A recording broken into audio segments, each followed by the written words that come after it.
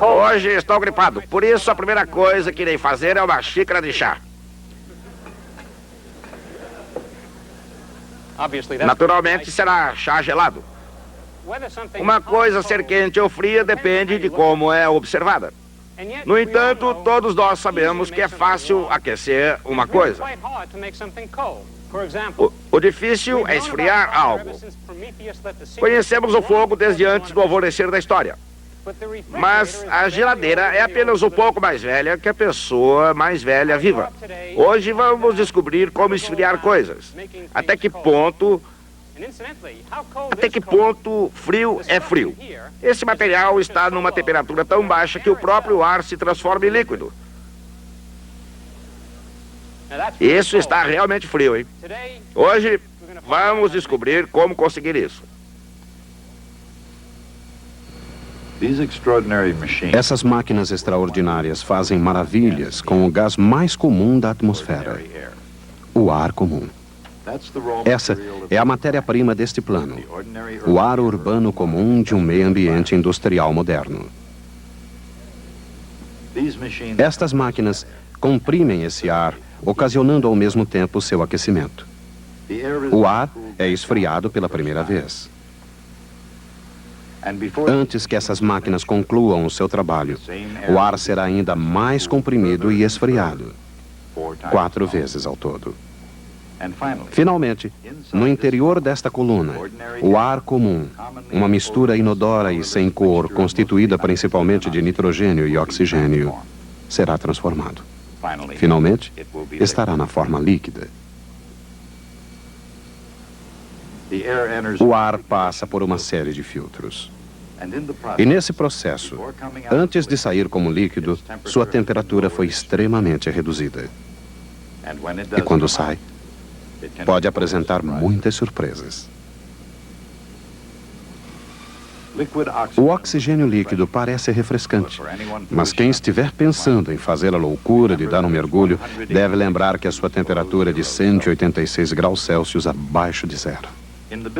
Nesse processo de transformação do ar em líquido, a aparência pode ser enganadora.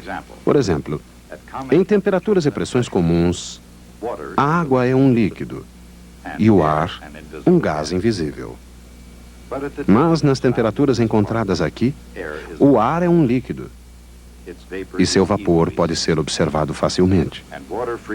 A água congela ao sol do meio-dia. Nas fábricas, assim como na natureza, as maravilhas do nitrogênio e do oxigênio não param de nos fascinar. Isto porque todas as substâncias do mundo, o próprio ar inclusive, podem ser sólidas, líquidas ou gasosas.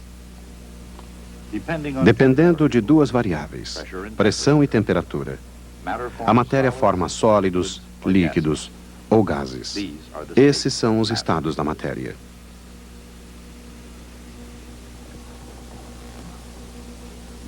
Há 150 anos atrás, Michael Faraday ofereceu a primeira explicação racional dos estados da matéria.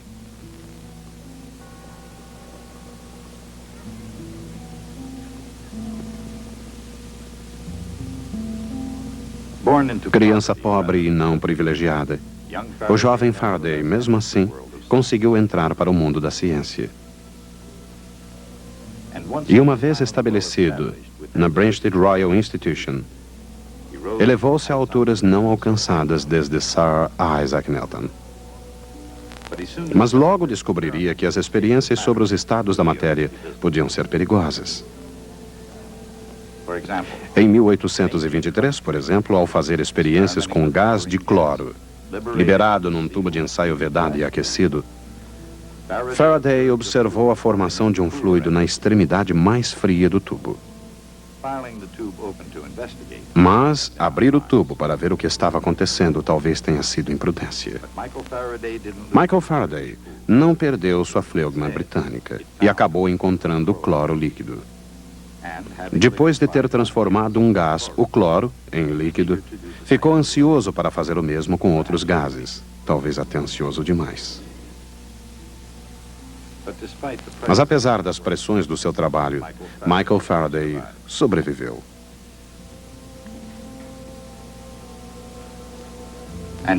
Documentos da época mostram que ele foi o primeiro a perceber que a mesma matéria pode existir em todos os estados fundamentais: gasoso, líquido e sólido. Mas para isso, é preciso que estejam na temperatura e na pressão adequadas.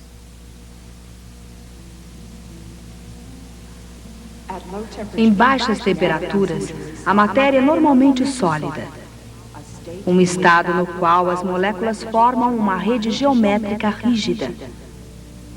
Embora uma observação mais detalhada revele que estão sempre em movimento. Em temperaturas mais altas, os sólidos derretem e tornam-se líquidos. Agora as moléculas têm um comportamento muito menos ordenado, fluindo livremente. Elevando-se ainda mais a temperatura, os líquidos se evaporam na forma de gases, um estado em que as moléculas não se prendem umas às outras, mas podem se chocar. A temperatura na qual ocorrem essas mudanças de estado depende da pressão e da substância. Em pressões menores, essas mudanças podem ocorrer a temperaturas mais baixas. Dependendo da pressão e da temperatura, cada substância é um sólido, um líquido ou um gás. Mas isso só até certo ponto. O ponto crítico. Acima desse ponto crítico de temperatura e de pressão, o líquido e o gás deixam de existir como estados separados da matéria. O ponto crítico, diferente para cada substância, foi descoberto por um físico parisiense, Charles Cagniard-Latour. Foi uma descoberta surpreendente, ocorrida quando ele aqueceu o éter líquido num tubo de vidro vedado. O que ele observou pode ser ilustrado como o etano líquido. Quando o recipiente é aquecido, a superfície que separa o líquido do vapor desaparece.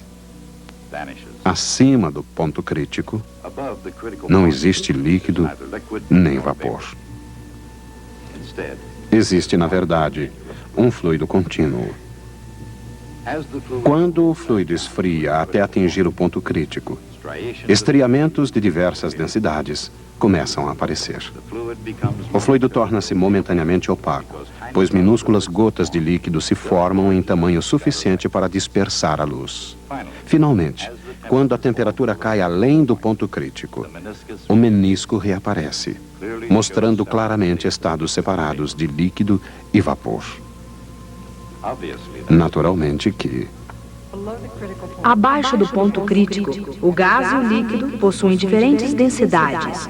Acima da temperatura do ponto crítico, existe um fluido único e contínuo.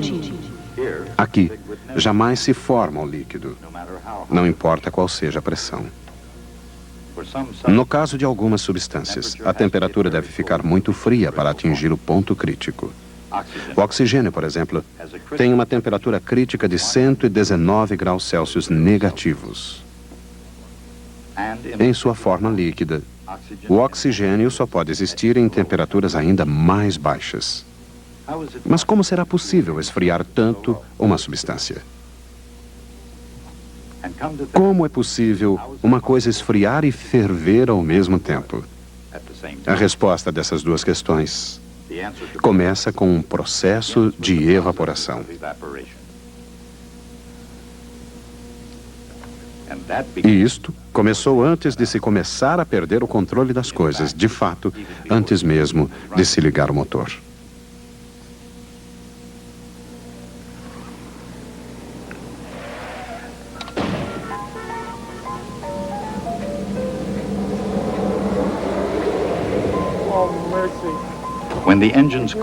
Quando o motor está frio, a água no radiador está sob pressão comum, a temperatura ambiente, mas ainda é um líquido.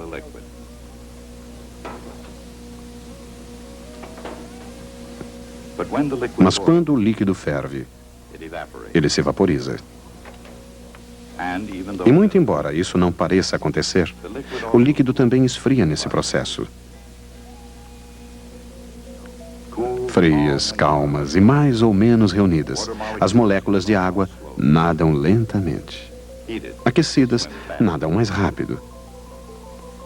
Quanto mais alta a temperatura, maior a sua velocidade. Conforme a temperatura aumenta, as moléculas mais rápidas conseguem escapar graças ao seu próprio trabalho, deixando as moléculas mais lentas e, portanto, mais frias para trás. Ao mesmo tempo, nessa sua luta para escapar das moléculas líquidas mais lentas que ainda restam, as moléculas rápidas têm sua velocidade e sua temperatura reduzidas quando se vaporizam. Tanto o vapor e o líquido que sobraram são esfriados pelo processo de evaporação.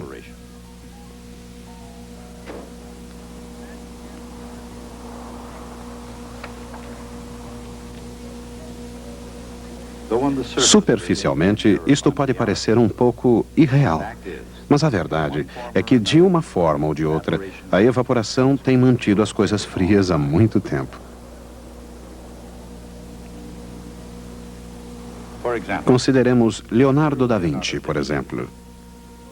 Um gênio que se preocupou com o ar, tendo até mesmo inventado um sistema para esfriá-lo. Durante 300 anos, o sistema de Leonardo foi o melhor sistema de ar-condicionado existente. Mas através de toda a história, cientistas como Michael Faraday continuaram a pesquisar os meios de esfriar as coisas. No século XIX, descobriram o dióxido de carbono. O primeiro passo para passar da temperatura ambiente para uma temperatura mais baixa não é muito difícil. É uma questão ligada às propriedades específicas do dióxido de carbono. A temperatura crítica do dióxido de carbono é um pouco mais elevada que a temperatura ambiente. Se tivéssemos dióxido de carbono nesta sala, mas com alta pressão, ele seria um líquido comum. É exatamente isso que temos nesse cilindro. A pressão está acima da pressão crítica do dióxido de carbono, a cerca de 73 atmosferas, 73 vezes a pressão atmosférica, temperatura e ambiente. Nessas condições, o dióxido de carbono é um líquido. Abrindo esta válvula, a pressão interna é tão alta que produz um chiado. Esse dióxido de carbono líquido está se evaporando e sua pressão está diminuindo ao longo de sua curva de pressão de vapor para uma baixa temperatura. O dióxido de carbono passa através desse ponto triplo. O ponto em que congela, embora esteja muito acima de uma atmosfera de pressão. Na jornada descendente, ele congela, transformando-se em gelo seco. Se continuarmos a esfriar, ele atinge quase 80 graus Celsius negativos, antes de atingir a pressão da atmosfera e parar de esfriar. Vejam só isso. Abrindo a válvula, chegamos a quase 80 graus Celsius negativos.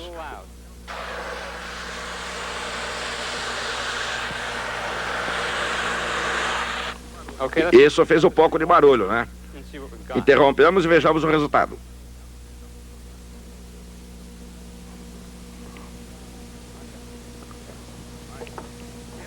Aí, gelo seco.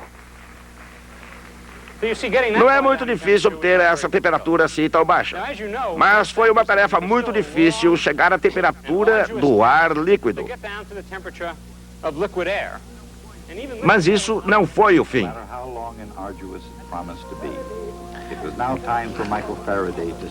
Por mais demorada e árdua que fosse a tarefa, chegara a hora de Faraday nela se concentrar.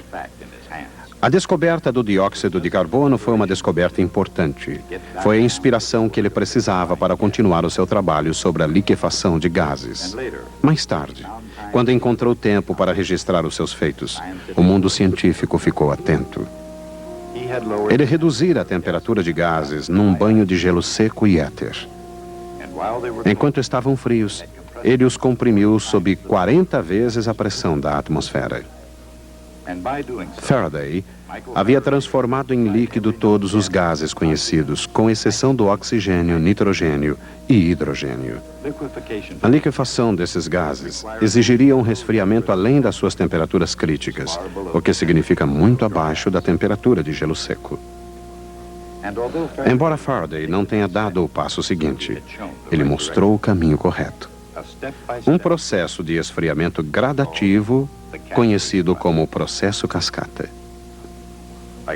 Assim como a água, que cai de um nível para outro, a liquefação ocorre numa cascata de temperaturas cada vez mais baixas. Cada líquido serve como o banho do outro, esfriando o seguinte. Mas para liquefazer o oxigênio, seriam necessários passos adicionais. Um dos mais importantes foi a invenção do tocador de calor. Esse tocador possui 2 longos tubos, um ao lado do outro. Ele começa a funcionar quando o fluido frio entra por uma extremidade e o fluido quente pela outra do segundo tubo. Conforme o fluido quente flui, ele encontra o fluido frio. Movimentando-se em direções opostas, a temperatura do fluido quente ao sair é quase a mesma do fluido frio ao entrar. O inverso acontece com o fluido frio que sai quente. É óbvio que os fluidos trocaram de temperaturas. Essa troca de calor, aqui representada por zigue-zagues, é o cerne do processo de liquefação. A troca de calor torna possível liquefazer milhares de litros de oxigênio e nitrogênio todos os dias. Historicamente, na busca de temperaturas baixas, o tocador de calor foi, sem dúvida, uma grande ideia. Mas o objetivo não seria alcançado sem uma outra descoberta de James Prescott Joule. Durante algum tempo, Joule começou sem muita sorte. Apesar da sua descoberta, a da lei de conservação de energia, Joule não era visto como um cientista totalmente sério. Mas em 1852, William Thomson, Lord Kelvin, consideravam Joule como o homem que havia calculado o equivalente mecânico do calor, medindo a temperatura em centésimos de grau. Dessa perspectiva, Thomson viu em Joule um valioso parceiro no campo novo e fascinante da termodinâmica. Unindo suas forças criativas no desenvolvimento da teoria da conservação de energia, conseguiram descobrir o efeito Joule-Thomson. Quando um gás comprimido é aquecido acima de sua temperatura crítica, as moléculas ainda continuam se atraindo umas às outras. Mas essa atração não é suficientemente forte para liquefazer o gás. No entanto, muito embora não exista um líquido, quando o gás se expande através de um orifício ou bocal, os princípios da evaporação permanecem válidos. As moléculas que escapam têm a sua velocidade e temperatura reduzidas. Hoje, a descoberta de Joule e Thomson constitui basicamente o último passo no esfriamento e condensação de um gás comprimido em líquido. Na ocasião, foi preciso que outro europeu empreendedor transformasse a liquefação dos gases numa atividade prática. Foi um engenheiro alemão muito prático, chamado Carl von Linde. Seu processo, no qual era utilizado apenas o ar, foi a base do futuro. No sistema do Dr. Linde, o ar comprimido resfriado passa pela válvula de expansão Joule-Thomson. O gás que não é liquefeito volta ao compressor, através de um tocador de calor, onde o gás comprimido entra e é esfriado até uma temperatura mais baixa pelo gás frio que está saindo. O resultado é ar líquido. De um ponto de vista científico, até mesmo esse ar líquido não é o fim da história. Quando o ar líquido, isto é, o nitrogênio e o oxigênio líquidos, foi obtido pela primeira vez, percebeu-se que a liquefação do hidrogênio exigia a temperatura mais baixa de todas. Percebeu-se também que quem fosse capaz de liquefazer o hidrogênio teria conquistado um grande triunfo científico.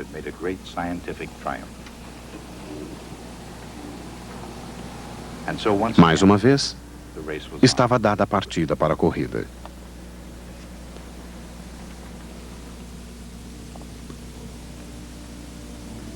Um dos pontos de partida foram os campos de investigação científica da Inglaterra, o país da Royal Institution, que levava a uma possível vantagem no caso.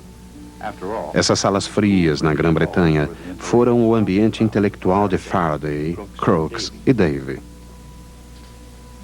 Foi aqui também que Sir James Dewar conquistou seu título.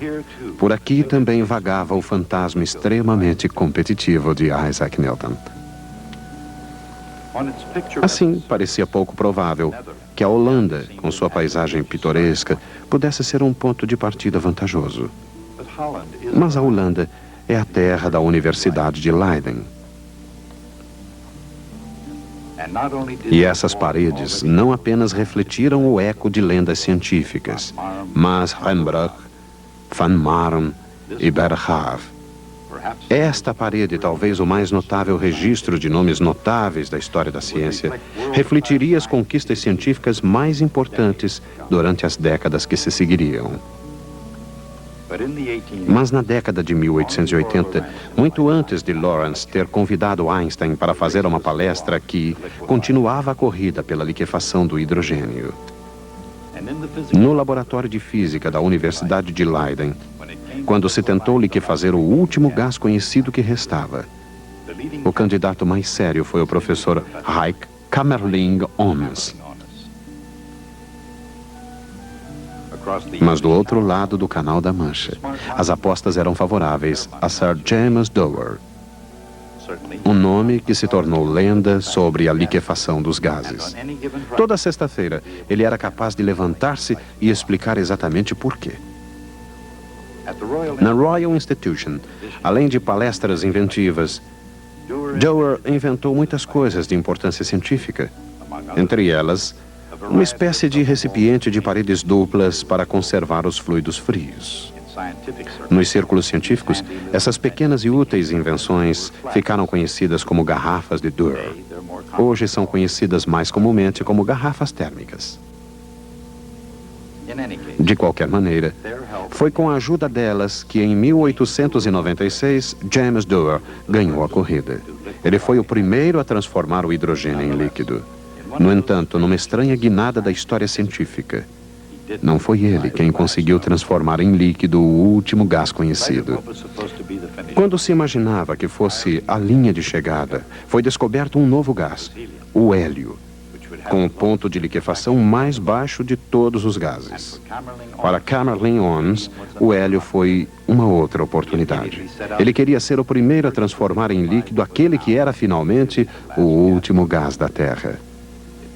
Foi preciso muito conhecimento e uma extraordinária maquinaria e assistentes competentes, trabalhando por mais de 10 anos. Mas foi um sucesso. Kamerlingh-Onnes foi o primeiro a transformar o hélio em líquido a uma temperatura de apenas 4 kelvins acima de zero absoluto. Seu efeito não foi notável apenas para a época.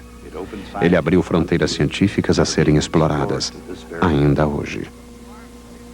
O ar líquido não é tão frio quanto o hélio líquido, mas ainda é bastante frio para a maioria das finalidades.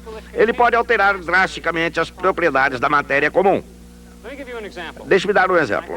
Aqui temos uma lâmpada acesa por uma corrente que passa por um fio de cobre. Esse.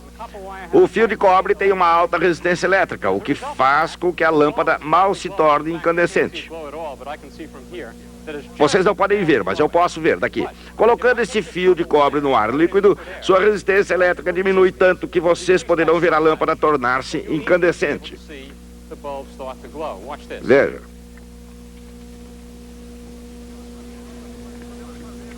Podemos fazer outras coisas com ar líquido. As pessoas dizem para guardar flores da geladeira. Mas o frio extremo do ar líquido, na verdade, não é bom para as flores. Vejam.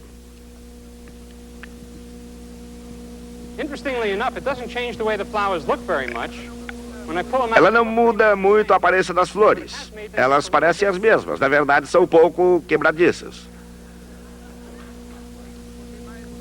E tem mais uma coisa que gostaria de experimentar nessa temperatura. Uma bola de futebol. As pessoas jogam futebol em climas como o de Green Bay, Wisconsin, onde a temperatura pode atingir 40 graus abaixo de zero. Eu fico preocupado com isso. Os jogadores de futebol ganham muito dinheiro. Não me preocupo com os torcedores, porque alguém que vai assistir a um jogo nesse frio merece qualquer coisa. Não me preocupo também com os comentaristas esportivos, pois eles estão dentro de uma cabine aquecida, muito bem protegidos. Com o que me preocupo mesmo é com a bola de futebol. Acho que a exposição a um frio desses pode causar um impacto absolutamente devastador sobre uma bola de futebol. Mesmo assim, não usem bolas de madeira, hein? Até a próxima.